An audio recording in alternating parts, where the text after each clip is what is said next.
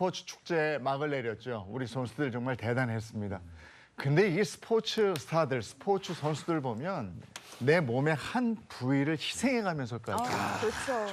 정말 묵묵하게 열심히 일해서 그 결과를 얻어내는 정말 멋있어요. 정말 대단합니다. 그 한 분야, 그 한 길을 걷는다는 게 이게 쉽지 않아요. 저도 네. 숟가락 하나 얹자면 제가 또 바이올린 전공했잖아요. 한 거의 15년, 20년을 그 한 길을 걸었었는데 이게 스스로의 한계에 부딪히면서 깨나간다는 게 정말 어려운 일입니다. 특히 이게 보통 인내와 노력으로 금메달, 은메달, 그럼. 동메달, 그렇죠. 메달 따기 정말 어려운 거거든요.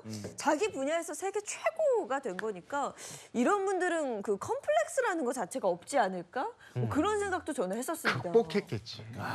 있었는데. 야, 다들 그렇게 생각하시죠. 그런데 제가 지금 소개해드릴 이 두 명은 스포츠 스타를 넘어서서 레전드급들이신데 이분들 컴플렉스가 정말 재밌습니다. 일단 축구계의 레전드 박지성 선수는요.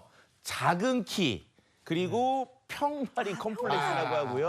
맞아요. 근데 박지성 선수 제가 기억하기로는 키가 1m 76이거든요. 작은 키 아닌 것 같은데. 자, 그다음에 우리나라 사람들이 너무나 사랑하는 김연아. 이분은요. 피겨 스케이팅 때문에 다리가 약간 오다리가 된 거고요.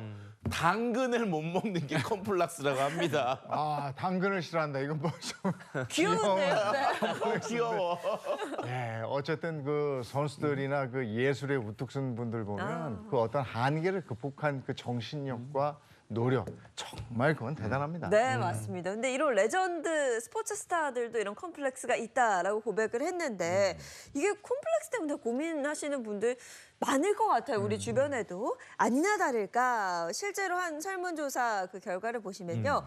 직장인을 상대로 컴플렉스가 있느냐라고 질문을 던졌을 때 응답자 433명 중 85%가 컴플렉스가 있다라고 답을 했다고 합니다.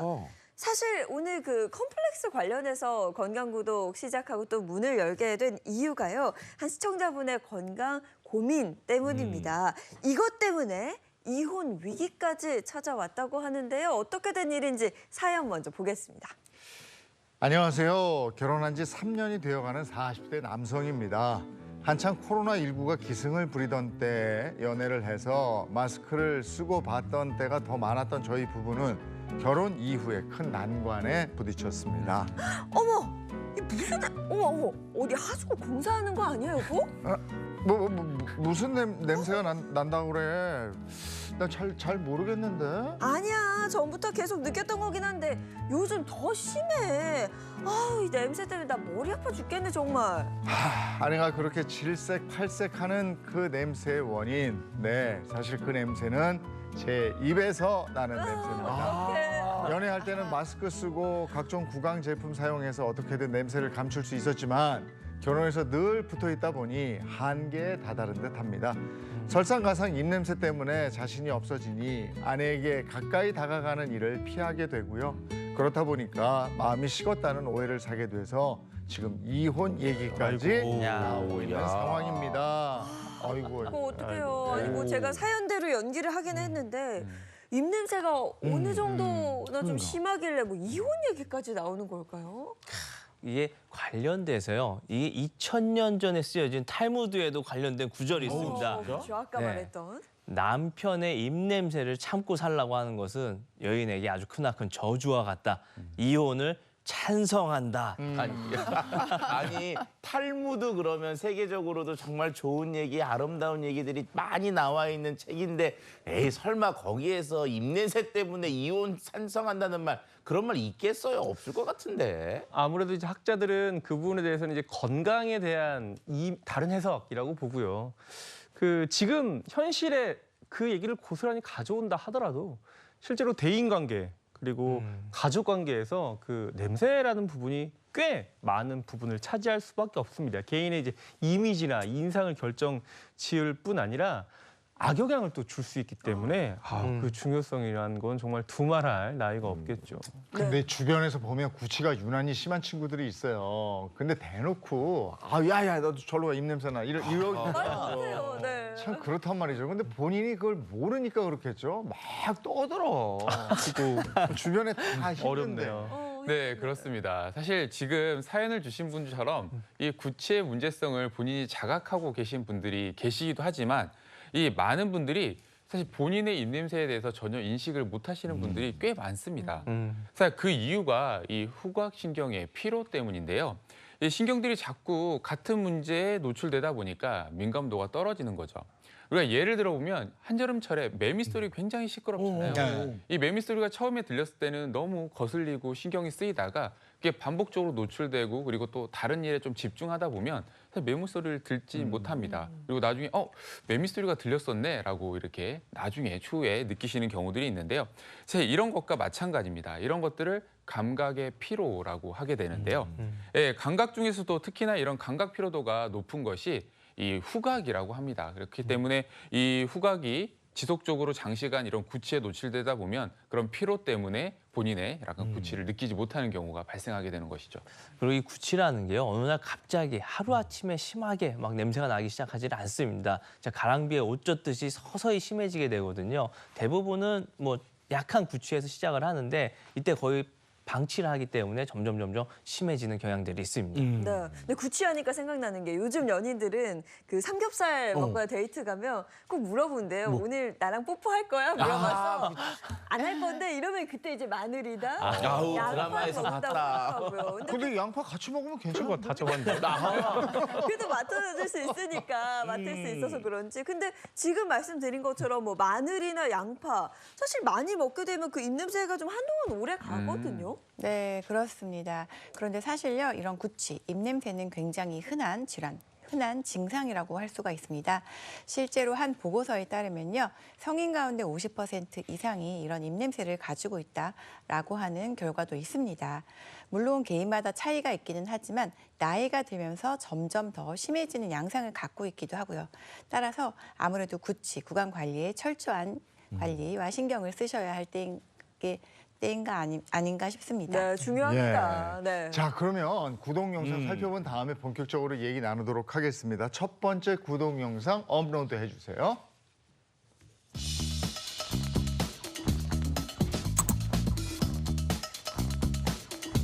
입냄새가 진짜 심하면 스트레스 받죠. 야, 네, 양파, 힘듭니다. 마늘, 고추 저거 없어도 저거 먹으면 100% 나요. 근데 저렇게 양치하고 이러면서 관리를 잘하는데도 입냄새 심하게 나고 이러면 정말 괴롭죠.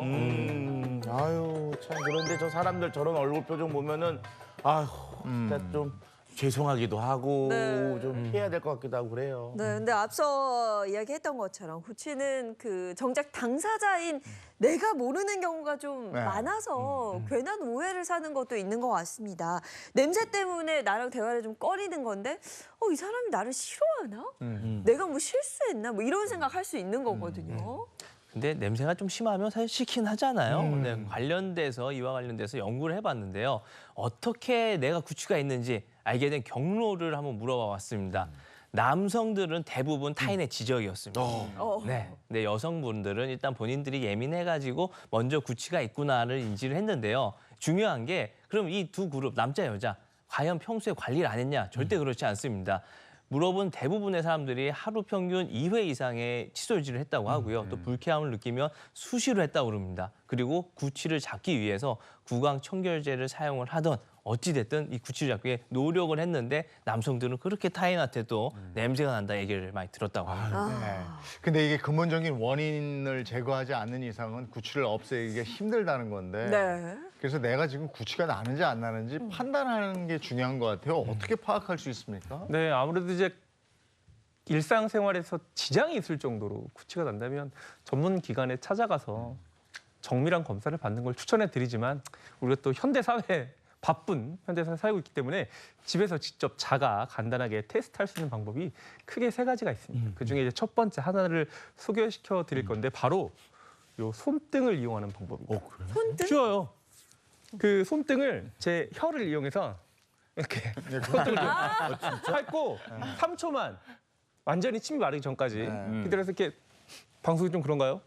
한번 냄새를 맡아보면 실제로 어떤지 확인할 수 있는 간단한 이런 방법이 있습니다. 이게 방송 중에 여기다 침 발라서 이러기는 참 그렇고 또 하나 바로 드는 생각은 데킬라 먹을 때 참 곤란하겠다. 소금 발라서 이렇게 먹기도 하는데 이렇게. TV 시청 중인 분들은 지금 뭐 혼자 계시다면 한번 해보실 수 있을 것 같고 집에 가서 한번 해봐야 되겠네요. 네, 그렇습니다. 사실 근데 직접 이렇게 타액을 좀 묻히기가 싫으신 분들은 또 이런 방법들을 해보시면 좋을 것 같은데요. 이 두 번째 방법은 치실을 한번 사용해 보는 겁니다. 우리가 식사 후에 이제 낀 이런 음식물을 제거하기 위해서 치실을 사용하잖아요. 이때 치아 사이에 치실을 끼운 상태에서 한 5초 정도 지나서 한번 빼보세요. 빼셔가지고 그 치실의 냄새를 맡아보고 이때 뭐 이런 냄새가 좀 많이 나는지 이런 것들을 좀 체크해 보는 방법이 있고요. 이 세 번째 방법은 직접적으로 입김을 코로 좀 불어 넣는 겁니다. 네, 불어 넣는 건데요. 아랫입술을 조금 앞으로 빼서 쭉 입김을 빼면 하면 직접적으로 코 쪽으로 이런 입김이 들어가기 때문에 이때 직접적으로 이제 저희가 이 구취를 좀 냄새를 확인해 볼 수 있겠죠.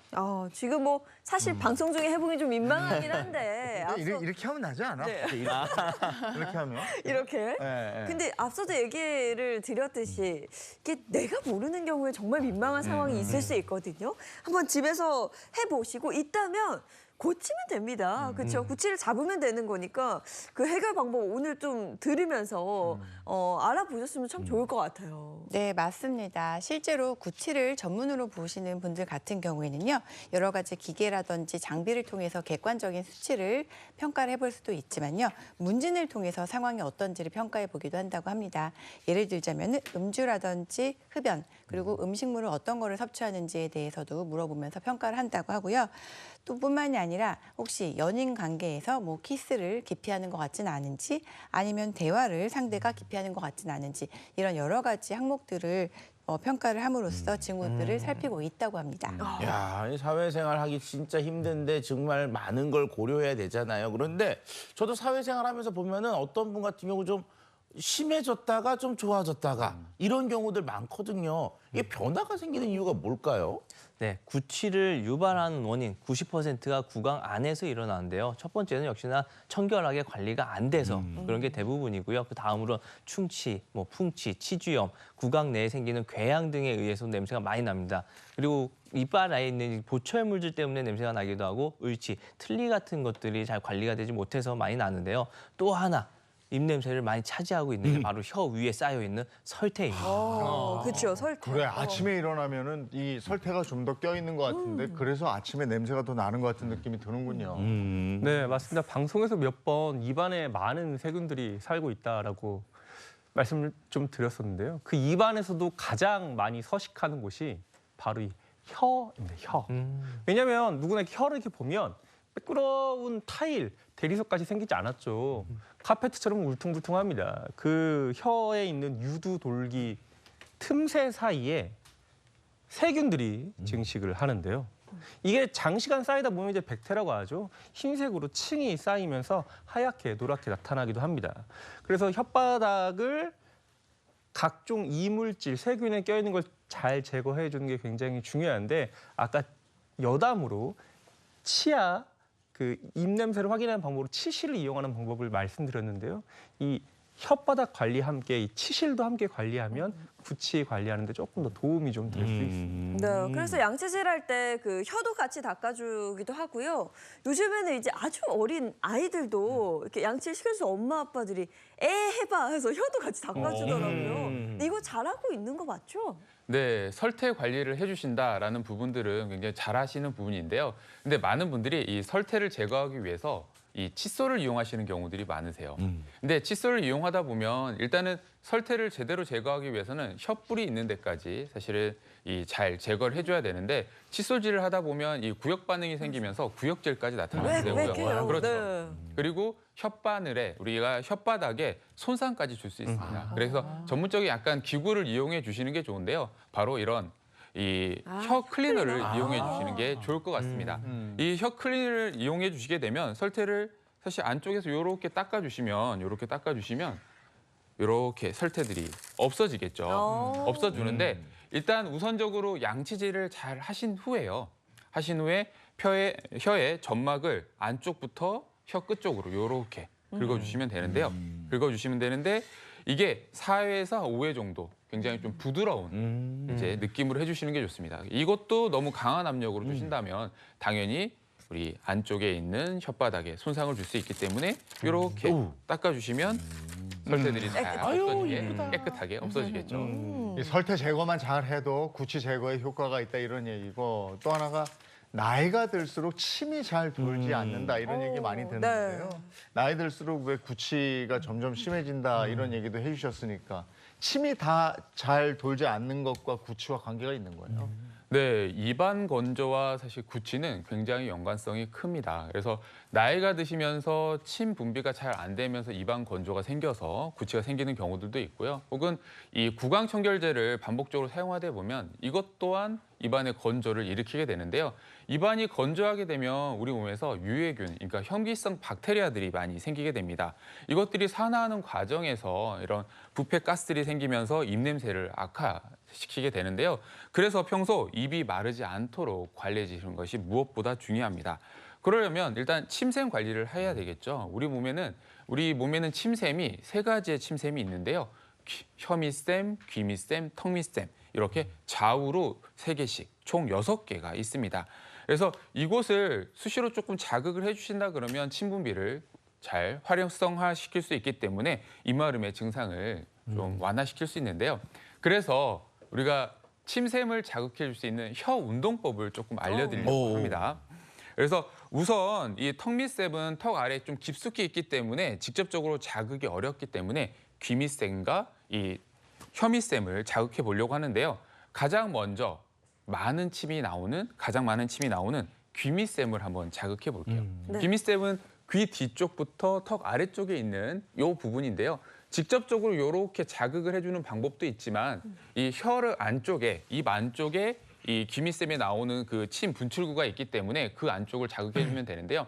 혀를 이용해서요. 혀끝을 이용해서 볼 안쪽을 좌우로 조금 자극해주면 됩니다.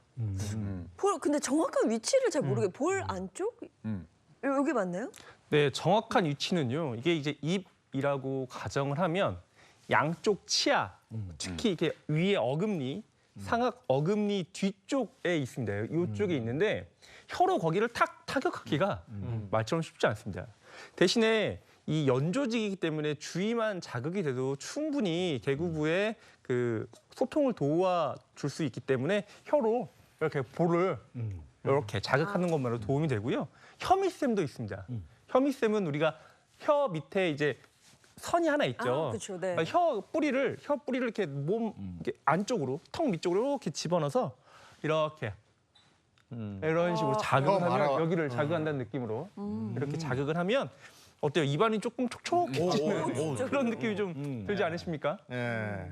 건강하려면 몸을 부지런히 놀려야 된다 이런 얘기가 있는데 이 구취 없애려면 그리고 침샘을 자극하려면 혀를 원활하게 돌려봐야 되겠다 네. 이렇습니다.